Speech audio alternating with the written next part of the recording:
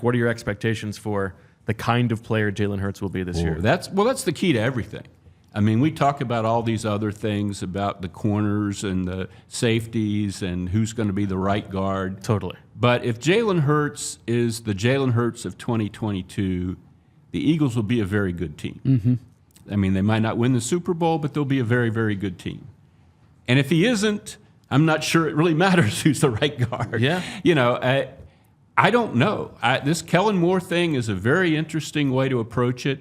I think from everything we can see, Jalen is embracing this and, you know, trying to get back on track. But are the things he did last year, and I didn't think he was always as bad last year as people, you know, that everything gets condensed to a very bottom line thing. But I thought he played some wonderful games last year, but nonetheless, I just think he has to be,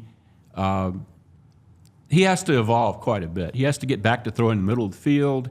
He has to get back to, you know, not that business of just sitting down when you see a running play not looking like it's going to develop. No, don't do that. You're not 80 years old. You don't need to, you know. Do any of you think that's a good way to approach, you know, when you get to the edge and there's nothing there, just sit down on the field? Well, it's good or bad, we could argue about. From a longevity standpoint, it was notable because it was different, right? It was different, and it also lost 2 or 3 yards every time, where at least you could have gotten back to the line of scrimmage, you know. Right. I mean, yeah, I mean, there were times when he did not have the explosiveness that he had the year before. Go ahead, Zach. I concur with this. They need Jalen to be the franchise quarterback, and he was that for much of last season. But there were too many times where he turned the ball over. Sometimes you can put the offense on it a bit, right? Or I should say more than a bit. The offense grew stale, to use Nick Sirianni's term. That said, and I think Jalen would say this too, he's responsible for everything that happens in that offense. He's the starting quarterback, and when he plays exceptional, they'll be an exceptional team. When he plays really good, they'll be a really good team. And when he's inconsistent, they'll be an inconsistent team. That's very well said, yes. And I like the way he approached when you guys spoke to him recently. And I'm going to paraphrase because I don't remember his exact words, but he talked about his role as his demeanor and what he needs to project. And I thought he had a very good sense of that, because I don't want him to try to be fake. Sure. I don't want him running around, you know, like, hey, boys, you know, patting everybody on the butt and all that, because that's not who he is. But he needs to be...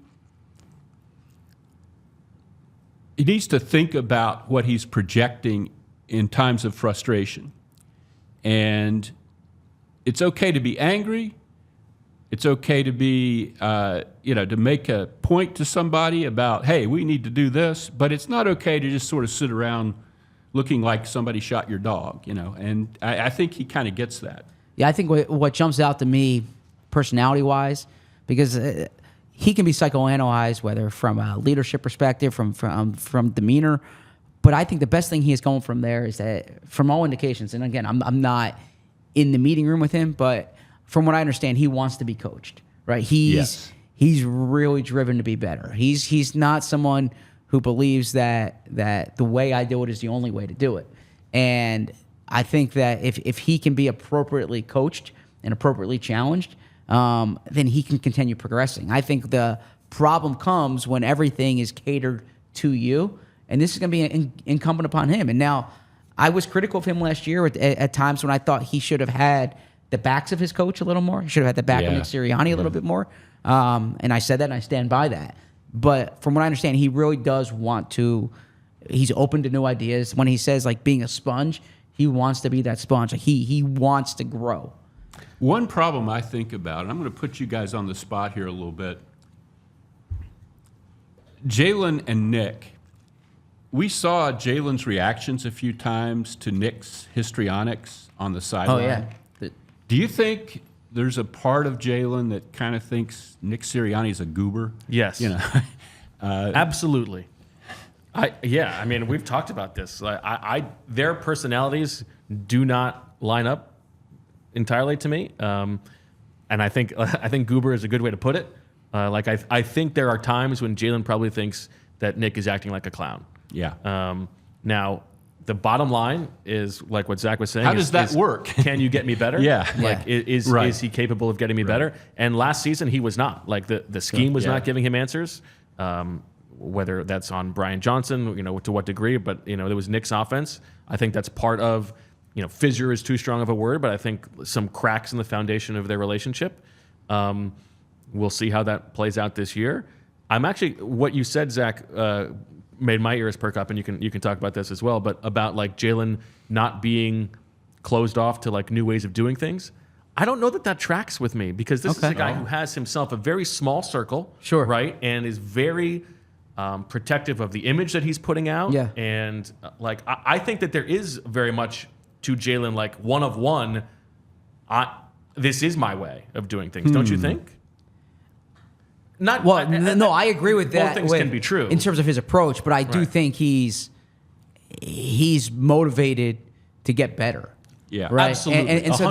that's there was an example. Greg Bishop did an outstanding story in Sports Illustrated on Jalen, and there was an anecdote, and I hope I'm not screwing it up because I'm kind of speaking off the top of my head. But when he was out in California, and he was kind of being coached to do a certain thing, and he said, "You have to let me do this, so I can get it in my muscle memory." Yeah. And I Brandon think Brooks solving the problems on the blackboard with Dainez. I think we use the term intentional. He's very intentional about it. So it is true that he does have a very high opinion of himself, but I also think he's not stuck in his ways. He's not complacent. I totally agree with that. So that's absolutely. Yeah. And that's and I think if you can apply that growth mindset, to use that term, in an appropriate way, you're going to continue to grow. And what do you think of their relationship? Well, I think it'd be hypocritical of me to say that you can't expect Jalen to be someone he's not, and then expect Nick to be someone that he's not too, because I think I think they're two different types of personalities. That doesn't mean that there can't be symbiosis there, but Well, I think Nick needs to grow up a little bit too. I mean, I don't want him to be somebody he's not, but you don't need to get into it with fans. okay, You can just not do that. I mean, that's not. I don't think that's changing your personality necessarily. That's just be an NFL coach who isn't But I think, the fact that even Jeffrey Lurie at the owners' meetings was willing to say that was a thing that Nick needs to get better at. Right. I mean, that tells you that that's a real thing in the But organization. as far as the Jalen Nick dynamic, I think Jalen needs to feel confident that Nick is putting everything in place to make him better and to make him succeed. And I think that's very understandable. If Jalen feels as if, whether it's the offense, whether it's the play calling, whether it's the leadership, if it's not pushing him along to make him succeed, then that's where that fissure comes. Right.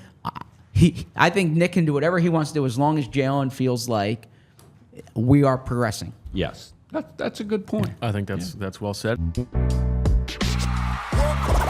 all silly like the mayor.